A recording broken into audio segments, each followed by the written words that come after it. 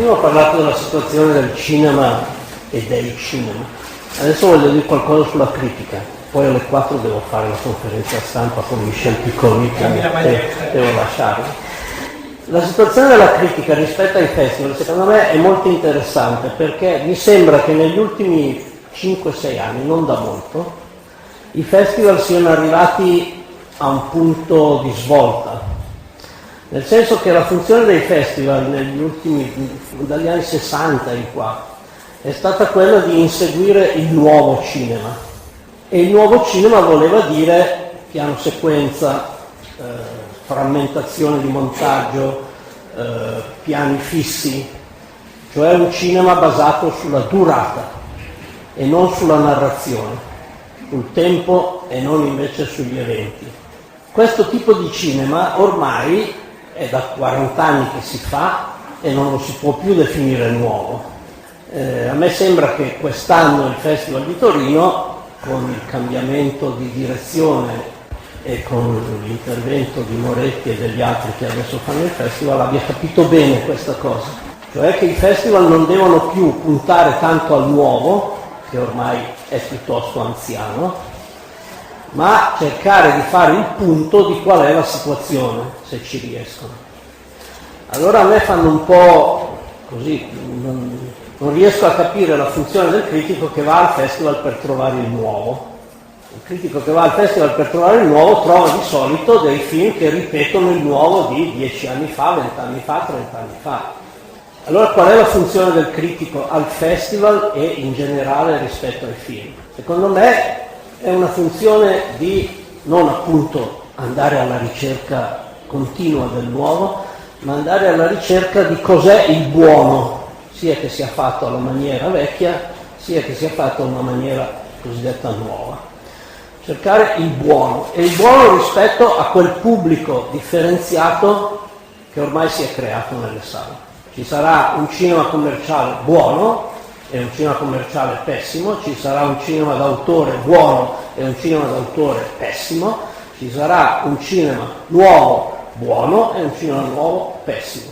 La funzione del critico sta lì. Questo film è fatto in questa maniera, molto classico, In the Valley of Hira è un cinema molto classico, non per niente di Paul Haggis, che è un collaboratore di Clint Eastwood, è un cinema molto classico e molto bello secondo me. Posso darvi un elenco molto lungo di film molto nuovi e molto deludenti, ma non ve lo do. Per il bene della traduttrice. First, I mentioned the situation of films and the world of film theatres. But now I'd like to mention the situation of film criticism.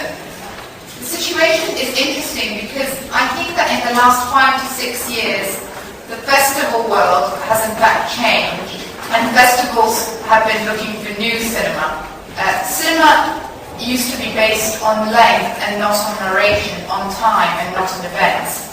This is something that's been done for 40 years now, and this is no longer a new form of filmmaking.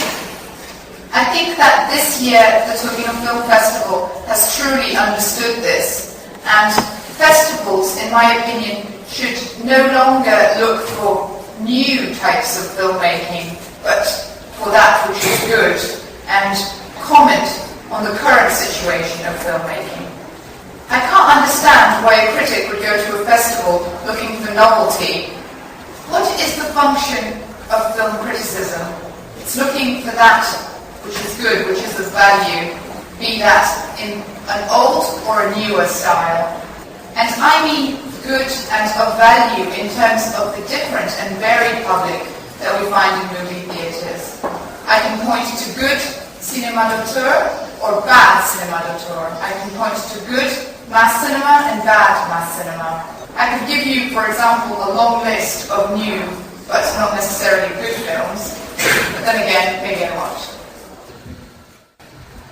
Yes, talking about the visibility and the relationship between festivals and critics, of course there has always been relationships because very often festival directors were critics or are still critics, but what I want to say may be connected to Bruno, but with a different angle. If if you took to the biggest film festival nowadays, Cannes, and to understand the turning point in terms of festivals, maybe the two big people, most important people in Cannes.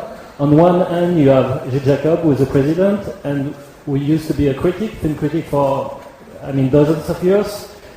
And usually festivals have been taken care by critics because they were the ones who were knowing where to look, to give a reflection and everything like this. Maybe this is getting more and more difficult for them to do, and explain you why. And here comes the second man of the biggest important man of the festival, and the market is coming. Is a guy like Maraval, from the president of White Bunch, and all these sales agents. It's because the film critics do not discover the films anymore. Because, for example, myself, when we were watching 4 months, 3 weeks, 2 days, the film which was later on awarded with the Golden Palm, we could already watch on the DVD, on the preview, that the film was bought by White Bunch. So actually, we don't have the means, we don't have the money, we cannot go as far into the pre-production to go with the author to really discover them. So that's something we cannot do. But what is really important, and I think that why Gilles Jacob is still valuable, because these companies, they can buy the film in advance, but they will never give to the directors what they expect and what the critics, in a new function of the critics, could give to the directors, and what someone like Gilles Jacob can do is, we shouldn't forget that directors are people who love cinema, and most of the time they go through a series of humiliations, and it's just at a certain time of their life that they can get some dignity.